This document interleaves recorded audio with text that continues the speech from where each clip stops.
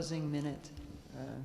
Would somebody, perhaps Roger, like to address this? I don't know a great deal about Western contemplative traditions beyond what I've read, although one of the first times I ever did Zazen was in fact at a Trappist monastery when I was an undergraduate at Wesleyan.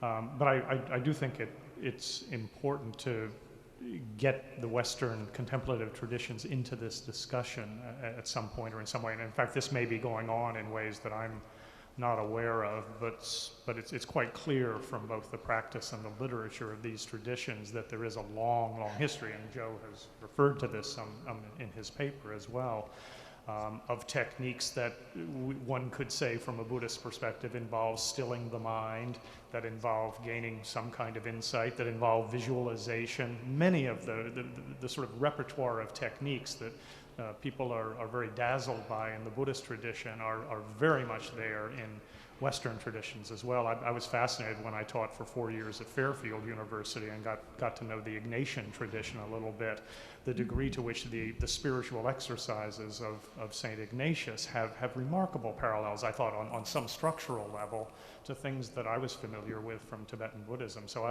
I don't know whether we're going to get Trappist monks and put the electrode nets on their heads as well, but I think given the cultural issues that are involved, and as I tried to indicate, lurking in the background of a great deal of this, there's probably some promise in trying to get them to do just that.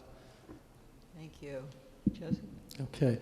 I'll actually just make one reference to Penela's point, and then this larger work, because I see psychoanalysis and psychotherapy as not just a medical treatment, although that's its origins as an institution, but Freud actually was busy trying to adapt the Western Romantic tradition, which is really the preservation of our contemplative tradition in a suppressed form into a medical setting, basically to be able to make a living, I think, and also to make it palatable as a non-religious, sort of secular, materially based tradition. So that's why I think the biggest impact of psychotherapy